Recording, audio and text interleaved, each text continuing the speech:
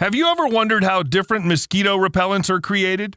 Before they're launched into production, the most important work is carried out by the researchers who have to find out how well certain agents work, how long the effect lasts, whether there are any side effects, and yes, there have to be experiments on living people. And often the researchers are the ones who volunteer.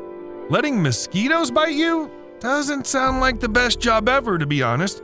But that's only part of the job. Here we have certain problems. In order for entomologists to study mosquitoes, these very insects must be fed, or they'll simply starve to death. And the only way to do it is to let mosquitoes bite you. Dr. Perrin Stott Ross, an entomologist from Melbourne, is looking for ways to fight the dangerous diseases mosquitoes carry.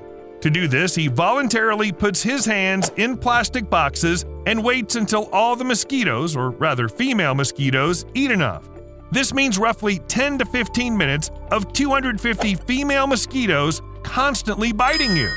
After this, the skin hurts and feels incredibly itchy. Can you imagine how tough you have to be in order to endure this? And here we have a logical question. Why would you need to make such sacrifices and feed mosquitoes if you can always catch new ones? Well, the main issue is that wild mosquitoes can carry dangerous diseases, which could put both the research and the health of scientists at risk. I think, in theory, such a risk exists anyway, albeit to a smaller extent. This means that every mosquito bite can potentially infect the researcher. Again, hardly the best job ever. Actually, they really know how to catch mosquitoes in large numbers. For example, this is what 1 million mosquitoes look like. I don't know if they counted them or got a rough estimate judging by the weight. They were caught in Florida, and although we don't know for what purpose, Steve and I think that the entire million could go to research purposes. True, it's not entirely clear how they catch mosquitoes, these little buzzing creatures, in such numbers. There isn't much information on that, but this is a rather specific job. The easiest way, of course, is to collect larvae that live in water. It seems that in some lakes, you just need to scoop up a couple of mugs of water to get future material for research. Today, they use all the advanced technologies that might come in handy to fight mosquitoes, from special sprayers to drones that help find places where insects gather. However, without prior research, all these measures would be virtually useless, which is why mosquitoes are caught in such large numbers. For example, with the help of giant nets installed on cars.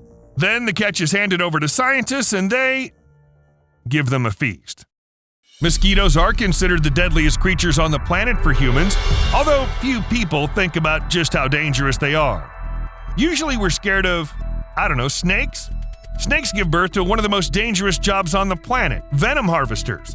To make a venomous snake share its venom with humans, you must hold it by the head in a special way while the snake bites the jar.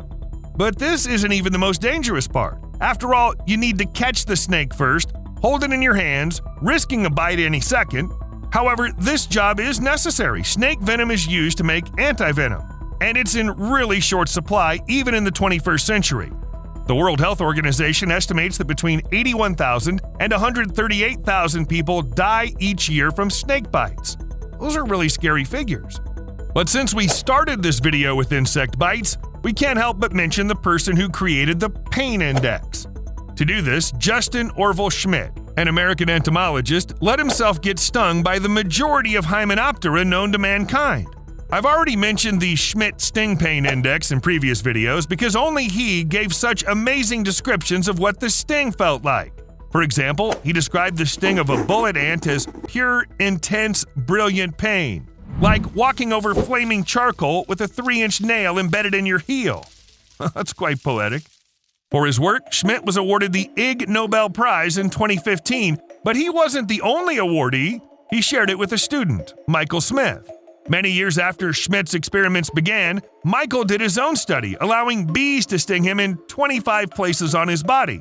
Stings on the skull, the tip of the middle toe, and the shoulder were considered the least painful, according to the same Schmidt Sting Pain Index. The most painful stings were on the nostril, upper lip, and, let's say it, in the area below the underwear.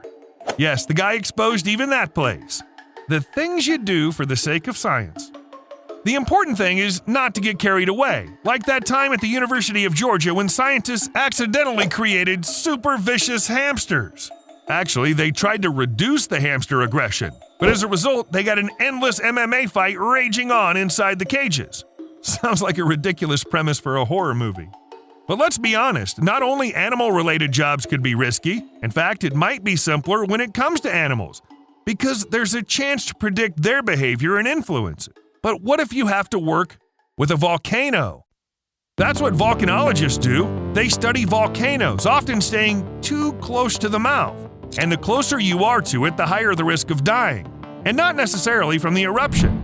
There's a risk of sudden earthquakes, toxic fumes, high temperatures. Visibility can suddenly drop. And keep in mind, volcanologists work with lava too.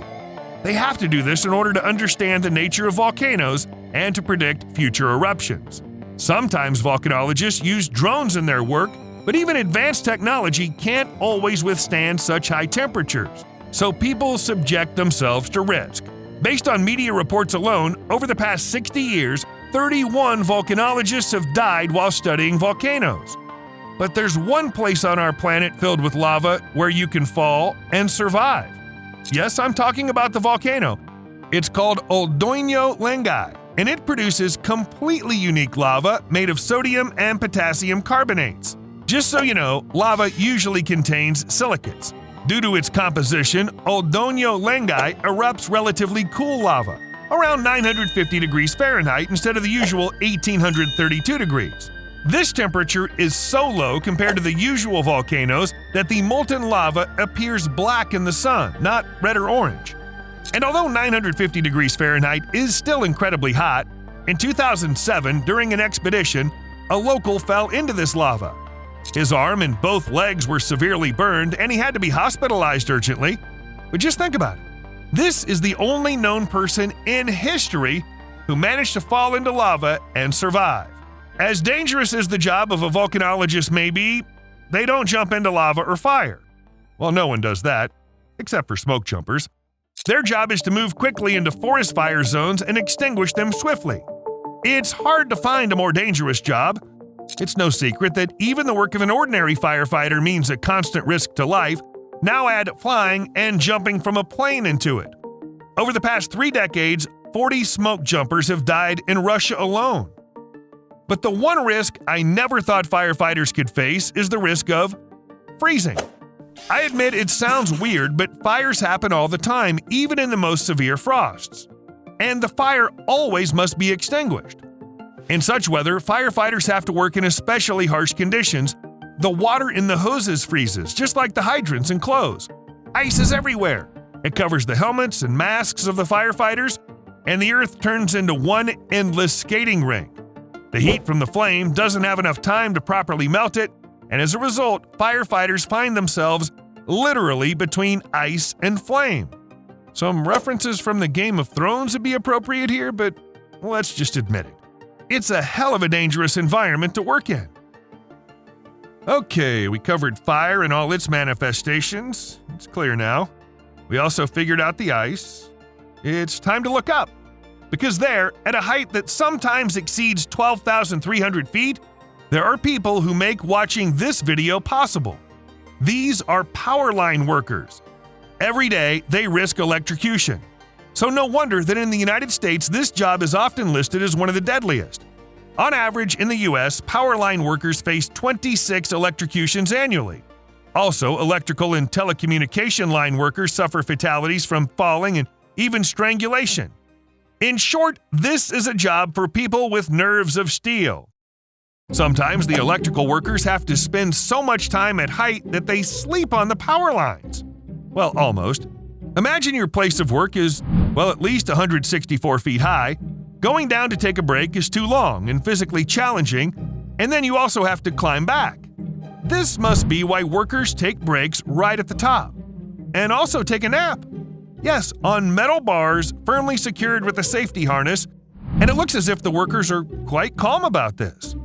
Usually, when working at such a height, they come down only to eat, but sometimes they take food with them. Why waste time? Since we're talking about those who risk their lives working at great heights, we just can't help but mention the bridge painters. Every day, these guys climb onto the steel labyrinths around the world and put them in order. Imagine you had to spend so much time at an altitude of, let's say 604 feet, that's exactly the height of the George Washington Bridge in New York. It's incredibly high. Also scary, even for people who aren't scared of heights. Yes, bridge painters use safety gear, but it doesn't inspire much confidence anyway. Most candidates who want to work as bridge painters can't even pass the test of character. When it comes to George Washington Bridge, the candidates have to take the elevator to one of the towers, then walk the beam to the opposite side. Usually, people are simply paralyzed with fear. Do you think you'd be up to the challenge? And now, if you're having a snack, better put it aside, because I'm going to talk about a job that will definitely ruin your appetite. So we're talking about manual scavengers.